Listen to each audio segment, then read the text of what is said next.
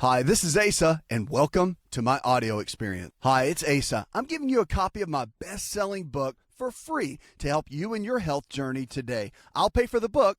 All you do is just cover the small shipping and handling costs. Go to asarx.com and get your free book today. You know that 1 in 10 adults may have diabetes by the year 2030? It's pretty incredible. Now, 1 out of 3 of our young people right now in this year have been diagnosed with type 2 diabetes under the age of 11. 1 in 3.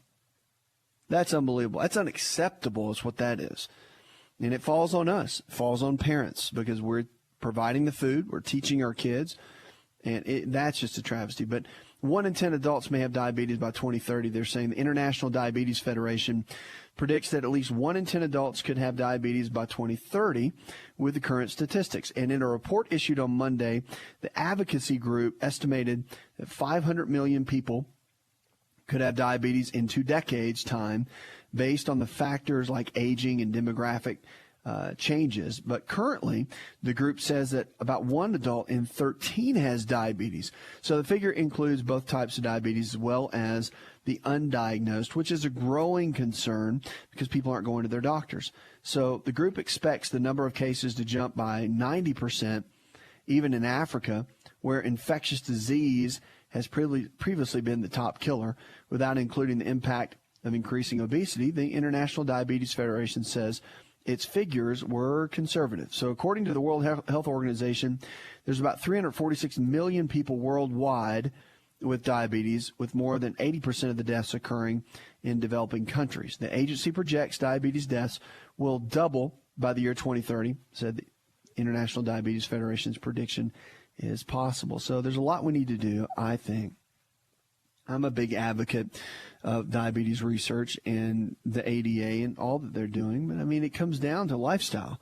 It comes down to lifestyle choices. I think what we need to research more than anything is how to get people to stick to it and how to get past their food addictions and really get to a place where they're ready to aggressively go after it so that they don't have to deal with this health challenge, because it's one of those health challenges that really, if you change your lifestyle choices, you clean up your eating habits. Now, I'm talking about type 2 more than obviously type 1.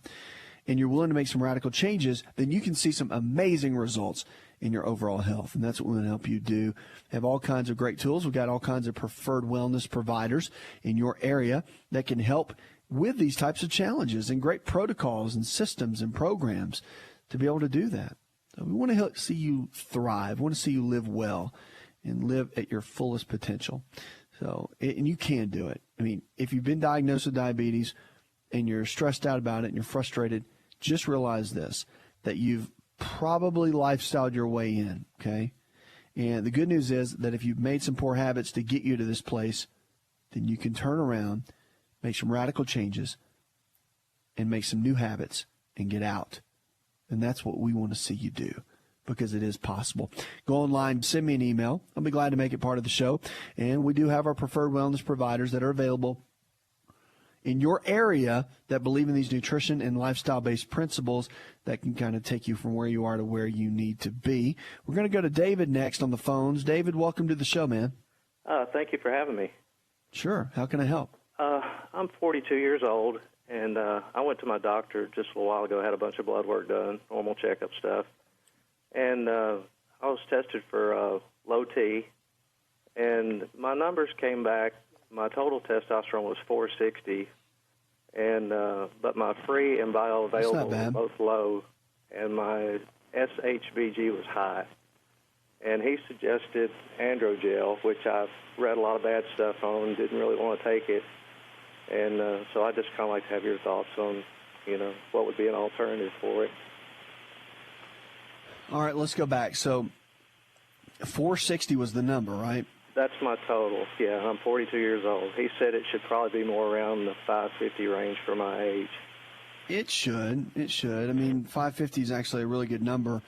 But at the same time, it's still not a bad number. I mean, 460 is not 200. Now, I'm looking at I'm looking at my lab work. My free testosterone, given the level of 46 to 224, mine is 36.5. Okay. My well, what do they say? Do they say Tell me exactly what they wanted to do with you to a T. He just wanted to put me on an androgel, 1.62%, 2 pumps a day. And that was it? Come back and check my blood in 3 months and make sure that it wasn't, messing up my liver or anything like that. Yeah, that's pretty typical. And the reason, well, here's the deal. Bottom line is, when you start taking hormones, you can't stop because it's going to, let's say that you're down. So there are some natural things you can do to bring up dopamine levels. You can get a blood test done as well to see what your dopamine levels are. And that might be something you want to look into and consider. Dopamine levels, you can raise them pretty easily. Pyridoxal 5-phosphate, which is vitamin B6, it's a version of it, will help bring those levels back up. And then also galantamine and huperzine, that's club moss. Those are very beneficial. A good fish oil, like a DHA oil, not in a gel cap, but the actual oil itself is always a great way to go. And then your protein/fat foods. And what I mean by that are like beef, chicken, whole eggs, yogurt that contain proteins but also contain fat in them can be very helpful too. So those kind of foods. And then also one big one is dark chocolate. Dark chocolate will help raise dopamine levels up. So it's not something that everybody actually hates. So it's actually pretty good. So you got a little sweet tooth, you can do that, and that'll bring dopamine levels up. That can help with testosterone. Now, are you doing any kind of weightlifting at all, exercise in that capacity? Yeah, I've been a weightlifter since I was about 17, so about 25 years. Are you doing it consistently now? Yeah, I work out about 6 days a week. How long do you work out for? Typically an hour, maybe 45 minutes to an hour. Okay. If you cut it back to about 4 days and cut your workouts down, don't go over 45 minutes, you'll notice an increase in your testosterone. If you want to go 6 days, just do cardio or something light on those other days, but don't do the weight training. The weight training is really important, and it'll stimulate testosterone and growth hormone and all that like nothing else. But if you do it too much, it'll have the reverse effect, and cortisol will go up, and your testosterone will go down. Cortisol is a stress hormone, and so it'll cut that down. You'll be amazed if you cut back a little bit what can happen as far as your hormone profile. That Tribulus is really good. It's got good research on that. Zinc levels are really important too, because zinc is a really important mineral in the pathway to make testosterone. So eating a couple of handfuls of nuts like almonds or walnuts twice a day can bring those levels up. I just don't, with where you are, if it was me, I mean, this is my body, my health, I wouldn't go the hormone route. That's just me personally. You got to do what your doc tells you, but man, it's your own choice. Do some research on it, because there are a lot of natural ways, and you're too borderline to get that up. Now, when you went in to get this checked, I'm just curious, what was your number one complaint to the doctor? Fatigue? Yeah, I mean, I looked at all the symptoms online, and I told the doctor, I said, depression and low T. I said, I've got about half the symptoms of either one, so I said, take your pick. And he said, well, we've sure enough tested you for low T. But my biggest complaint, I guess, is I wake up a lot during the night, and I'm not sure why. I usually go right back to sleep. I don't have any problem getting to sleep. It's staying asleep. And I am on a CPAP machine. I've been on it for the last year and a half. That helped me some, but I still wake up probably just as much as I ever did during the night. Yeah, see that right there. If you go to sleep and can't stay asleep, serotonin levels are low. So have you ever tried antidepressant? Any of them? No, I've never been on one. Okay, I'm not saying you have to be, or even suggesting that. I'm just telling you that low serotonin is when you can't stay asleep. Okay, and there's a lot of things you can do to raise serotonin levels. 5-hydroxytryptophan is a precursor to what makes serotonin in the body. Chicken's really good. Turkey's really good. Salmon is really good as far as foods go to raise your serotonin levels.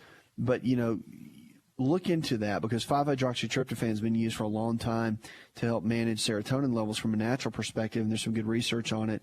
And you'll know when your serotonin's back up is when you go to sleep and you stay asleep.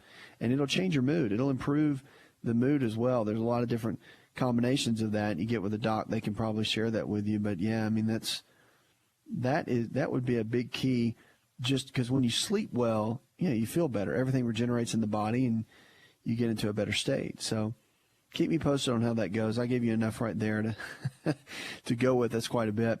But the gel is a quick fix. It's a Band-Aid, and it's only going to be a trickle effect of causing everything else to kind of go downhill even more. All right. Thanks for the call. 888-283-7272. Lines are open. Questions about your health. I had an email come in. Brenda in Detroit, she writes, I was just diagnosed with AFib. I'm only 41. Is there any way to reverse this? Well, Brenda, it's not so much about reversing it. It's about looking at what caused it. Now, they say that with AFib, there can be some genetic factors involved, and that's true. There's always a small link of genetics strand in there somewhere. But with AFib, typically it's more of a deficiency than anything.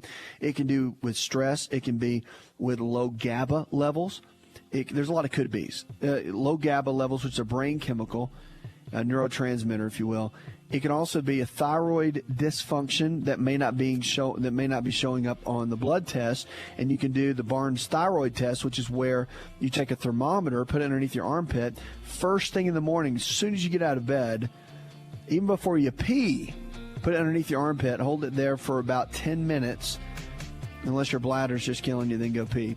But then, see, you don't want your body moving, and then see if your temperature is below 97.1. If it is, then you probably got some dysfunction in that thyroid. Iodine might be something you want to look into at that point. Also, it could be a B vitamin deficiency. So you might want to look at the green vegetables and all the vegetable intake in your diet.